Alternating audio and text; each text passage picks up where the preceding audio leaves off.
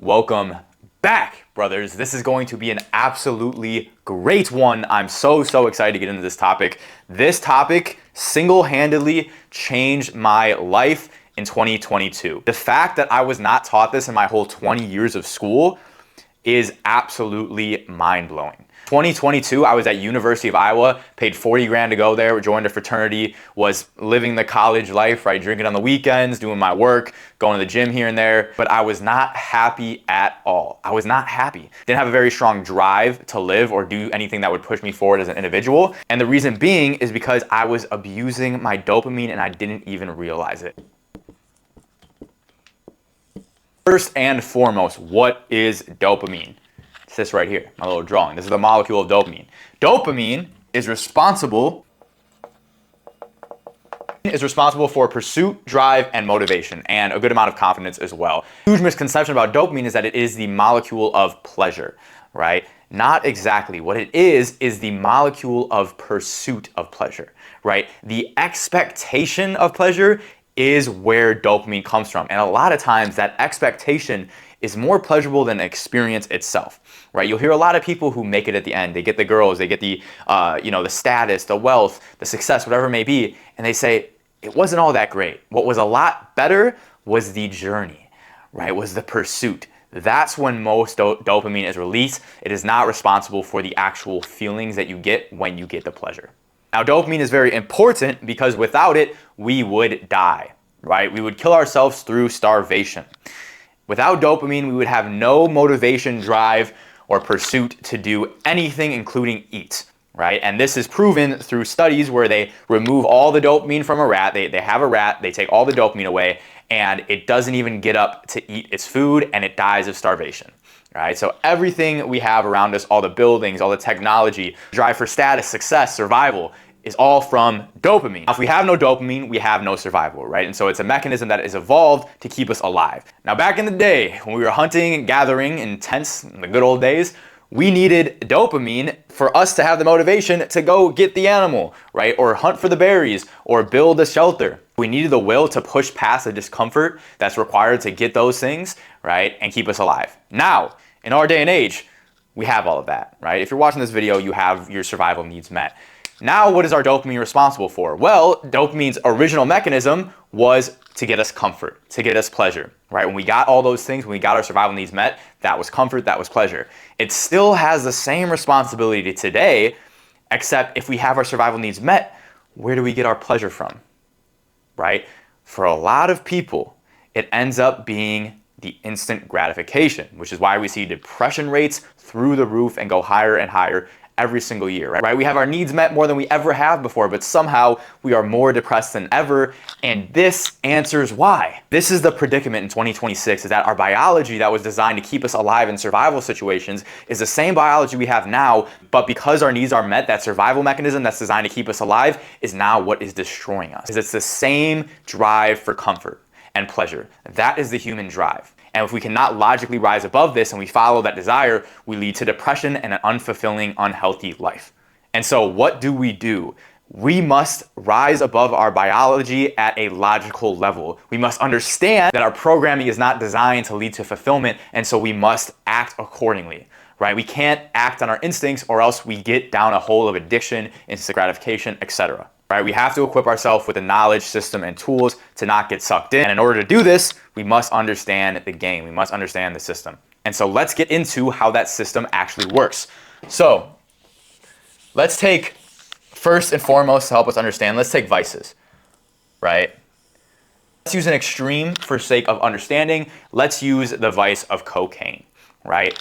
Cocaine releases dopamine very quickly after ingested. It spikes it very high above baseline at a very quick rate, right? Now, whenever you spike your dopamine above baseline, the height and speed of the spike affects the height and speed of the trial, right? Dopamine has a push-pull relationship to where when you spike it up, it has to find homeostasis and it comes back down. But it highly depends on the speed and effort required for that spike, right? Cocaine, for example, no effort required, very fast spike. So it's gonna look like this. This is our baseline right here. Everyone has a baseline of dopamine. Some people's are naturally, genetically higher than others, but most people's baseline is dependent on their lifestyle, right? So your baseline is your default level of dopamine at wherever you are at in life. So you take the hit of cocaine and you spike your dopamine way above baseline here, right?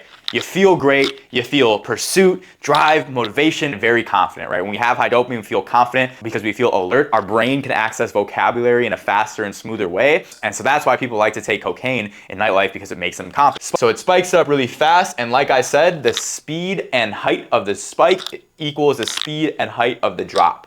And so up here, the brain needs to achieve homeostasis. And so in order to do that, it drops the levels just as far below, right? Now, if up here you feel really great, down here, guess how you feel? You feel awful. This is the come down people talk about when they take stimulants, right? Low confidence, low drive. Your perception of difficulty is way higher. Everything seems so much harder, less optimism, etc. It's not a good place to be, right? And so you feel awful. Now, naturally, over a couple hours, you're gonna come back to baseline right here and then go about the rest of your day.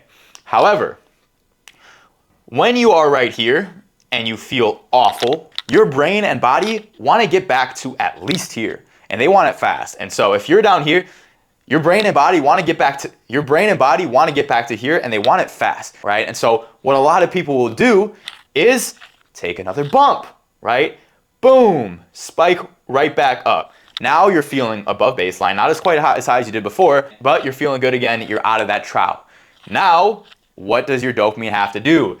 It has to find homeostasis, and so it goes way just as far down below baseline. Now, if you see here, feel really bad, like really bad. And so your brain is crashing, scrolling for anything it could do to get out of that state. You have no drive and no motivation to do anything that actually effectively gets you out of that state. So you take the easiest route, take another hit of cocaine, right? Now you're back to baseline, right? That hit of cocaine just got you back to baseline because you were so far below. And then what happens? You drop even further, right? And this is an awful place to be. The further below baseline, the worse we feel. And as we progressively do this, the baseline gets lower and lower and lower, right? And you get a progressive narrowing of things that bring you pleasure. Right? This is what addiction is. That's a great definition, a progressive narrowing of things that give you pleasure. Now, if reading brought you pleasure here, if exercising, if talking to friends, right, learning skills, doing hobbies brought you pleasure up here, right here, no, that doesn't bring you pleasure at all. You have no drive and motivation to do any of that, but you can still put a little white powder up your nose. This is the cycle of addiction. The simple things that are supposed to bring us pleasure no longer bring us pleasure besides the source of addiction, whether that's video games, pornography, junk food, right? It's usually a combination of a lot of those things, right? Stimulants is just a very extreme one, which is why I use this example to give you guys some context. A lot of you guys watching probably aren't addicted to cocaine. However, that principle applies to all instant gratification. So let's take a lifestyle example, right? Let's take Bert here, right? We got Bert. Hopefully none of y'all are named Bert. If you are, it's not personal because his life isn't as admirable as it could be. So Bert wakes up here with a baseline down here, right? This is baseline. This is the spectrum of dopamine. And so he doesn't wake up feeling great, driven, motivated. However, he has tools that he can use to make him feel that way. So he wakes up and he has his energy drink, right? Right at 8 a.m., he drinks his energy drink, gets his energy way above baseline here, right? So he feels a lot better, got that dopamine in his system, ready to attack the day. Now, as his caffeine stimulation is going down, he then has breakfast and he scrolls social media. He has 2 Jimmy Dean sandwiches and he gets a good amount of dopamine from the social media, which we'll break down later, and the breakfast. So he gets another boost here, is feeling good, but he doesn't ingest any more dopamine-inducing things. So he starts to decline and go pretty far below baseline, and he has his midday crash at work, right? However, he can get his dopamine up just like he did right here. So he has some more caffeine. He has another energy drink. And this gets him through to the end of the day, slightly above baseline now, and it's dinner time. He gets dinner on the way home and watch some TV. He gets a nice little spike from that, from the food and the entertainment. But then because of dopamine's push-pull relationship, it goes pretty far below baseline, and then he eventually goes to bed feeling like crap. So where the next day he wakes up again feeling like crap. Now, the more weeks Bert goes through this, the lower and lower this baseline is going to get. and we want our baseline high. We want dopamine, we want it in abundance, we don't want low dopamine.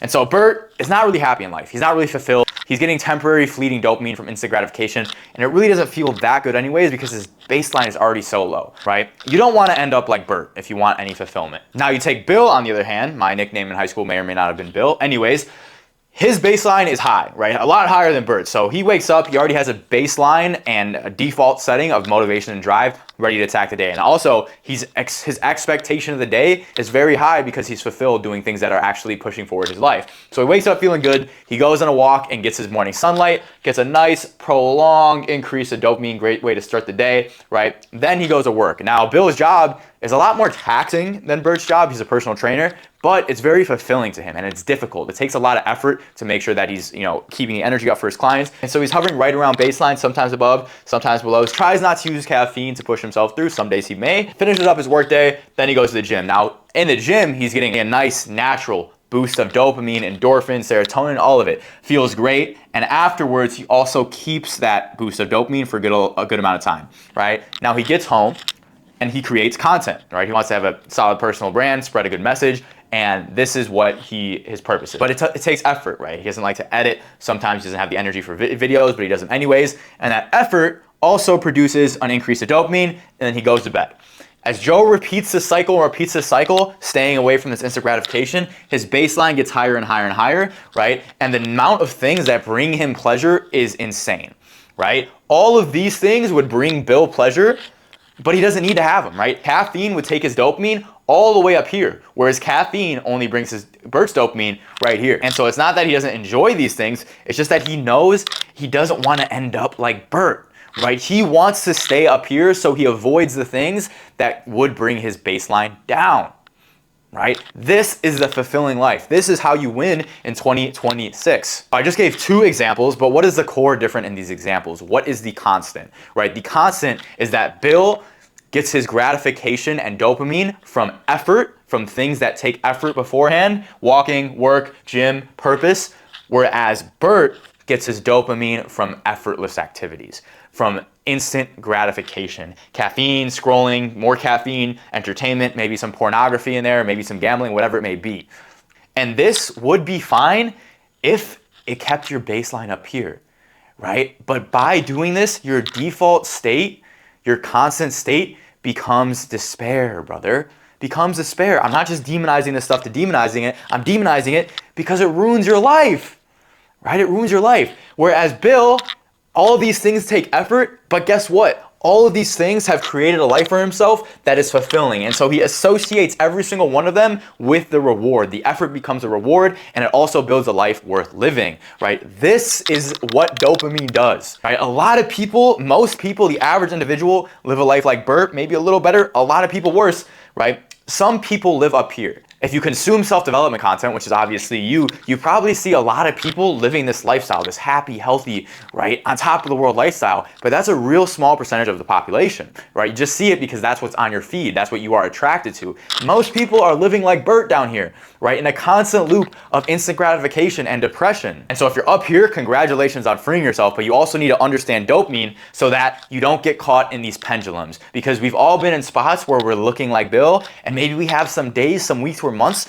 where we look like Bert, right? Where we get stuck in the loop. And the reason so many people get stuck in that loop of locking in and falling off, because they're locked in, they're living a lifestyle where they get their dopamine from effort. Maybe they'll have a night out at the bars or a weekend where they, let go a little bit.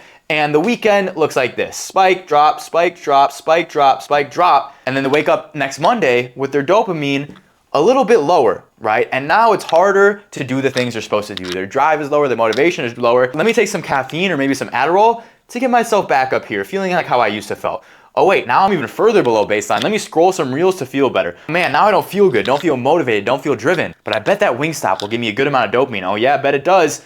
And then you're even further below. And it becomes harder and harder and harder to do the effortful tasks. That's why it's a negative feedback loop, is because when you have low dopamine, you're more likely to do the tasks that lower your baseline of dopamine, right? When you have high dopamine, you're more inclined to do the effortful things that are going to boost your baseline. And so if you're living like Bill up here, what you need to avoid is getting in those loops. And you need to be self-aware when you're in a state of low dopamine to not listen to the demons telling you that it's okay to keep chasing it, keep chasing. Because that instant gratification seems so much more attractive when your dopamine is low.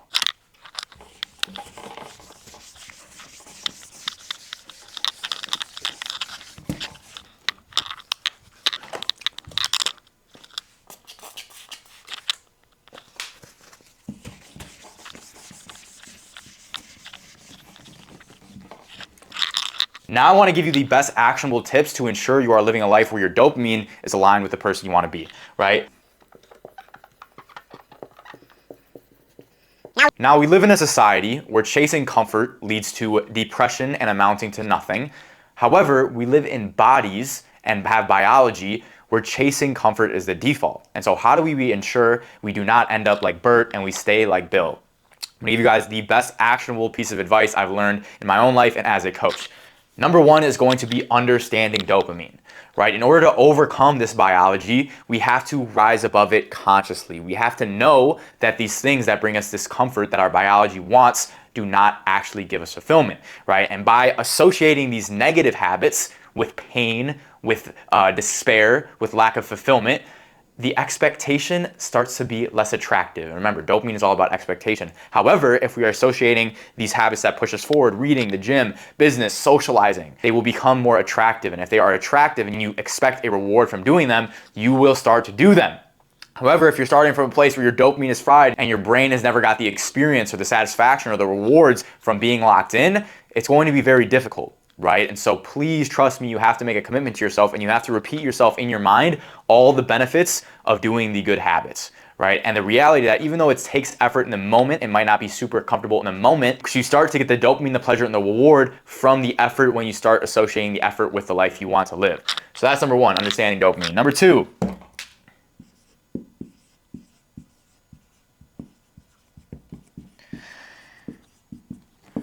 dopamine detox. So our brain is always trying to regulate itself, right? The reason the baseline lowers after you abuse these things is the brain needs to find homeostasis. You're only under conditions where you get your dopamine and pleasure from instant gratification. Your baseline doesn't need to be high at all. There's no reason to have the higher motivation. And so when you abuse it by constantly going up and down like this without effort, the default gets set to a point to meet those conditions. However, once you remove these spikes, your dopamine and neurochemistry is getting a recovery, getting a rest, is able to find homeostasis again at its normal baseline, right? And so a dopamine detox, what this does is you decide whether this is for a day, for 2 days, maybe even a week, to cut out all cheap dopamine. Right? Cut out anything that gives you a spike of dopamine. Some things this includes is porn and masturbation, sugar, video games, drugs, entertainment, especially digitally. These things are all gonna give you the spikes without effort. You just gotta cut those out for at least 24 hours to let your baseline go back to normal, to where it's easier to do these things, right? And so in this dopamine detox, you can do any of these things: exercise, deep work, meditation, reading, socializing, cleaning, anything essentially that doesn't give you a spike. And you should start to be aware of when you do an activity, how it makes your brain feel. If you feel less motivated after doing an activity, it's likely awful for your dopamine. Scrolling, for example, I want to cover this specifically because it's so prevalent in our day and age. Scrolling is probably the biggest dopamine fuck there is in our modern day and age.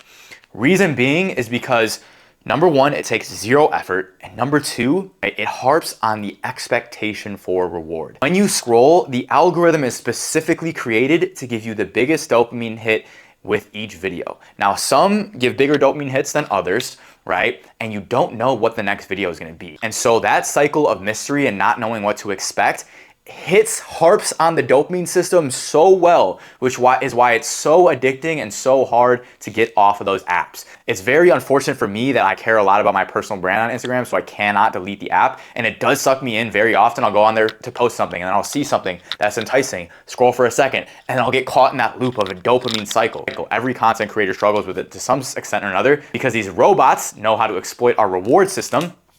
But I would just have the apps deleted before I was doing my personal brand, right? Have the apps deleted. There's no reason to have them. You never end up scrolling and are like, that was good. You don't even remember the last 5 things you scrolled past. Short form content is specifically designed to be mindless consumption, right? And hijack your reward circuit. So please get the fuck off those apps. You're doing great now by watching a YouTube video. This is why I like posting on YouTube more than Instagram, because Instagram isn't a great place for self-development, but YouTube is. Last tip I'm gonna give here is morning dopamine. If there's one single action you could take on a daily basis to lower your quality of life, it's going to be starting your day with instant gratification. Reason being is when you wake up and you have that groggy feeling coming back to reality, all your neurochemistry is setting itself up for the day, right? It's setting the tone for the day. And if you start your day with instant gratification, whether that's sugar, scrolling, pornography, too much caffeine, any sort of stimulant, this is what will happen. You'll get a big spike, and then in order to find homeostasis, it's gonna go way down, right? And then you're right here, and this is the pattern your brain now recognizes for the day. It's coming up and down, up and down, and up and down, and up and down, and up. And you feel awful, and it's much more difficult to actually do the things you want to push your life forward, right? However, if we remember back to Bill, you start your day with a walk and some sunlight, you get a nice prolonged increase, and because it's not a spike and it took effort, you stay right around baseline, just like this, right? Just that one simple thing in the morning, whether that's a cold shower, a workout, a walk, meditation, reading, journaling, deep work, whatever it may be, it must require effort. It cannot be instant gratification, or else the rest of your day is fucked. But you get to try again tomorrow, right? So that single action of starting your day with effort will pour into everything else you do that day. Just make that one decision. That being said, brothers, I know I covered a lot today. It was a masterclass. I hope you guys got some value. I do help brothers one-on-one live more like Bill. I got out of a brutal state of anxiety and purposelessness in college and built myself up to a man who that man would be very, very proud of. And I only got here today because of people who have been by my side, whether that's people in my tribe, my brother, my personal coaches. It is very important you have a brother alongside you in this journey. If you'd like that to be me, go ahead and book a call. I'll put a link in the description and the bio. With that being said, brother, subscribe for truth. Until next time, peace.